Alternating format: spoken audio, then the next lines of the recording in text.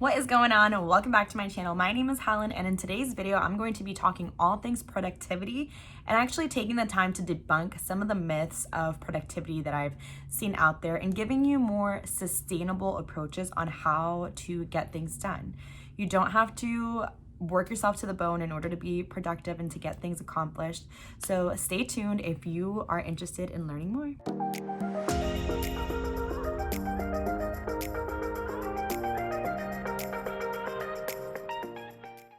Okay, so let's get started. There's a lot of myths and just like this facade on social media of what productivity is like, what everyday life is supposed to be like. People are oftentimes just showing you the perfect morning routine, the perfect nighttime routine, productivity hacks, the perfect relationship, the tidy apartment or house, just organization hacks and all these things. And all of those things are good and there's a place for them. I think it's so important to shed a light on the fact that it doesn't look like that all the time. Of course, we all have our days where we're feeling like we're crushing it, killing it, like getting everything done that we want to get done, and we feel on top of the world. But on the flip side, there are also plenty of days where we feel like we're not making any progress, or we feel like we just don't have the energy to get things done, or, there's dishes in the sink that we haven't washed, or we haven't gotten to do our laundry or fold it. And that's just the reality of life. Like sometimes we really have the energy to get all the things done, and other days we need to allow ourselves a break. And that is why I wanted to put together this video where I talk about some of the myths around productivity and giving you a more sustainable approach. Okay, so to kick it off, we'll start with multitasking. I see this all the time. I feel like, especially like in work environments, like this is almost an expectation. Like you should know how to multitask.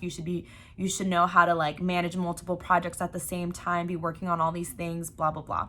And to a certain extent, I think you can do this, but I feel like everyone has a different definition of it, which makes it a little confusing sometimes. So I took the time to just go on Google and see like, what does multitasking even mean? What does it mean to people? And I saw just a bunch of different things online. Some of them I agreed with, others I didn't really agree with, and I'll share them both. One of the examples of multitasking that I came across was listening to a podcast while cleaning or like while making your breakfast in the morning. And like I can totally resonate with this. I oftentimes do this. Like I'll be showering in the morning, I have a podcast playing, and I think that kind of multitasking like can be done because the focuses are very different, right? When you're in the shower, you're like putting soap in your hand, like it's almost like you're on autopilot because you take a shower every day, right? So you already know the things that need to get done. So your mind can focus on the podcast. So I feel like whenever we're doing things that are kind of second nature and things that we just do on autopilot, we can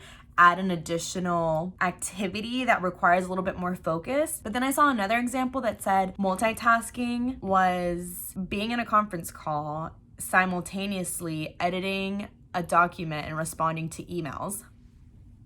What? Like all of that requires like actual focus.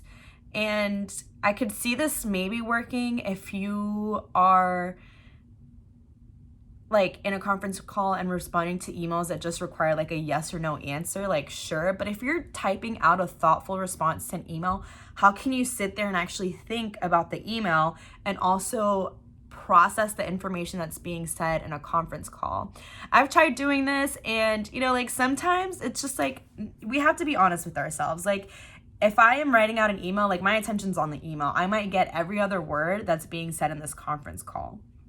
So if it's a conference call where you just kind of like can chime in here and there and don't really actually need to be actively engaged, sure. But if it's like a one-on-one conversation, like how rude and how disrespectful is it if I'm sitting here and you're trying to speak to me and I'm like looking down and just like typing away on my computer? Yeah.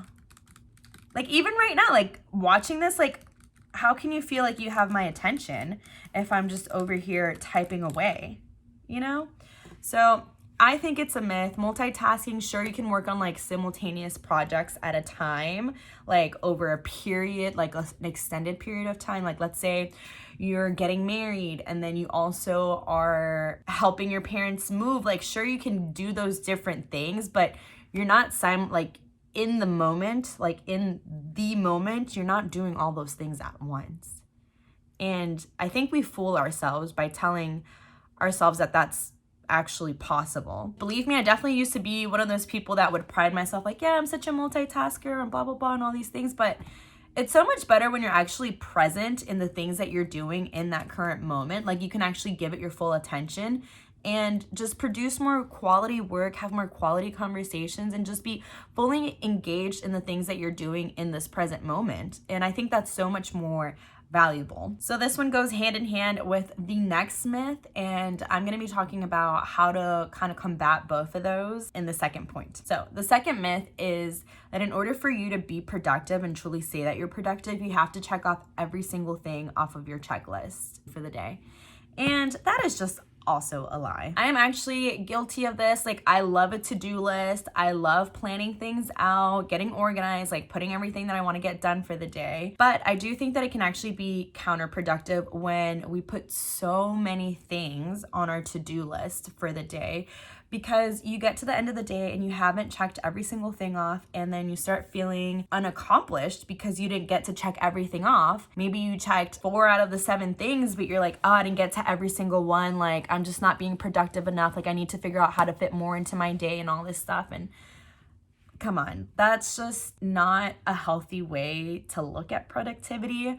I think a much more healthy and sustainable way to do it is to really focus on the things that are actually going to move the needle in your work, in your relationships, in your home life, just in all these things, because there's a lot of nonsense that you can put into your to-do list that sometimes aren't actually making that big of an impact that you could probably push down on your list.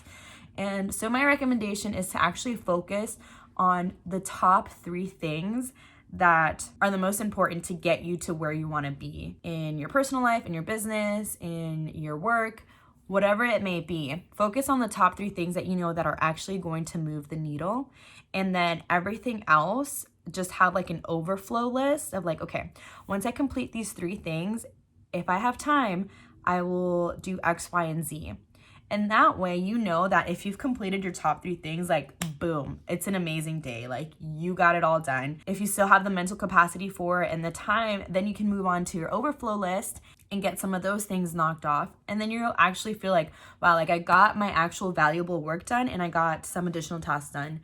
And that is great. So that is a productivity hack that I think is more beneficial. Instead of like writing out a whole bunch of things, like actually ranking the top 3 most important ones, and then everything else underneath it is not like a need, but more like a nice to have, you know, like a nice to accomplish kind of thing. Okay, so the third productivity myth that we are debunking is copying the habits of successful people in order for you yourself to be successful and productive. I know you've seen all those videos on YouTube where it's like, I try out a millionaire's morning routine, or this is what Elon Musk does every morning, or you know, whatever it is. Like there's a ton of videos like that out there, and I think it does make for great content, but like realistically it just ends up putting you in this comparison trap, because you might try it and you know, these people are waking up at 4 a.m, like running a marathon, meditating, coming back, eating a healthy breakfast, like doing all these things. And maybe you can muster up the courage to do it for a day or a week. And then after that, you might fall off and then you feel like a complete failure because you weren't able to maintain this crazy routine. And that's just, again, counterproductive. I think the positive in that type of content is that you do get exposed to what other people do. And it's a good way for you to explore and try things out and figure out what's going to work for you and what doesn't. Like, for example, you might find that, you know what, I actually do like running in the morning, but doing it at 4 a.m. is just way too early for me. Like I can't do it. Or you might find out that, you know, I actually do like starting my day super early, but I just don't have the energy, or, you know, it's not the best time for me to work out that early in the morning. I just really want to encourage you to explore different options, figure out what feels right for you, and do that. You don't have to copy what someone else is doing in order for you to be successful. And as a matter of fact, I think most of the times, like, it's better when you explore things on your own and you figure out what works for you, because then you know it works out for you.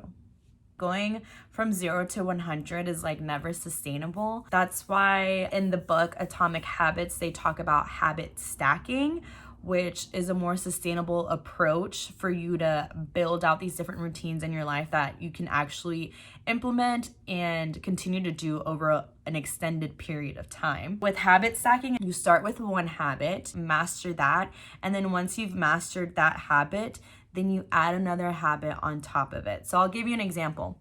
Something that I really wanted to start doing was working out in the mornings and meditating and reading the Bible and eating a healthy breakfast.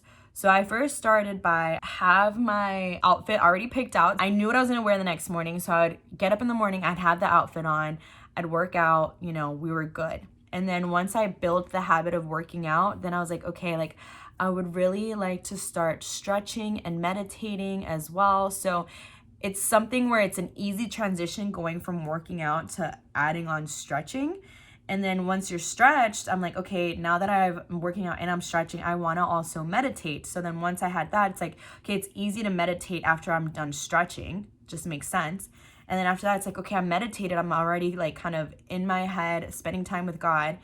It's an easy transition from there to say, okay, I'm going to read my Bible. So, and that's how I've been able to put together a routine that works for me in the morning. I didn't try to do all of these things straight off the bat, because if you try to do that, it just gets so overwhelming, and it's not something that you can continue to do day after day after day, because it just feels like too much.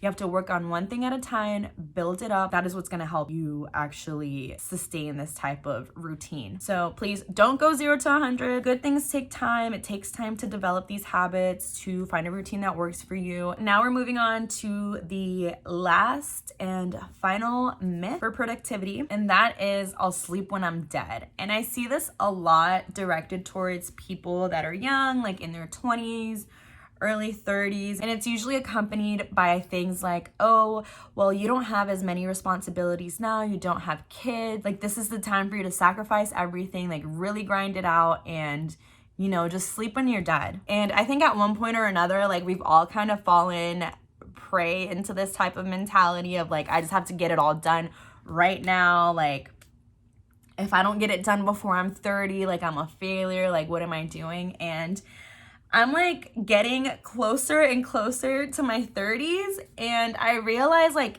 life doesn't end at 30. Like there's still so much more. Like that's, your 20s is such a short period of time out of your whole lifespan.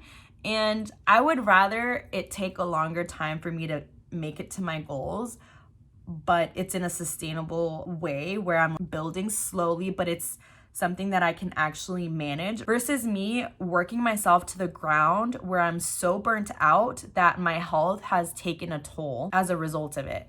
That to me is just not worth it. To each their own, but I never want to do something at the expense of my health, because this body that I have is the only one I've been given, and I'm gonna have it for the entirety of my life. So I better do the best that I can to take care of it. And this is a mentality that I've adopted more recently because, I've had some like health things that I've been dealing with, and it just makes you really be aware and realize that we need to treat our bodies so much better than we do. And sadly, we come to these realizations kind of like when there's some kind of like something that shakes you, right? And you have no other choice than to really address it. Your health is one of those things that you can't really buy. It does take a committed effort from you in order to have a healthy body, in order for you to take care of yourself, like mentally, spiritually, emotionally. And I think that is like the best investment that you can do. So saying that, you'll sleep when you're dead, no, like it definitely takes a toll on your body. Sleep is one of the most important things that your body needs. It needs rest. And without that, like, sure, you could probably go a couple of days, a couple of weeks where you're depriving yourself of sleep, but like long term, it's just not sustainable. And it'll bring about more problems that can sometimes be a little bit harder to fix than if you just figured out how to incorporate rest into your routine. Of course, like we all have goals, we all have these big dreams and aspirations and things that we're working towards. And of course, we want to be able to get a million things done in a day and like super speed reach them. But, you know, slow and steady does win the race. You can go all in and tire yourself out really quickly and then burn out, like crash and burn, and then not be able to continue on. If you have a more sustained approach that you can develop and that's gonna help you carry yourself through for years and years to come, like I think that is a better investment than you just trying to like have a quick fix of like, okay, how can I get there as fast as I can? Like, yeah, let's get there as fast as we can, but still taking care of ourselves. And that is just the last point and what I wanted to leave you guys with. Do not strive for productivity at the expense of your own health. Health is wealth, and it is the most important thing in your life. And it's not until it's challenged or you feel like it's kind of out of your reach that you really start to appreciate it. So that's it. So if you found this video helpful, please make sure to give it a thumbs up. And if you haven't already, please go ahead and subscribe so we can grow together on our journeys. And I will see you in the next video. Thanks for watching.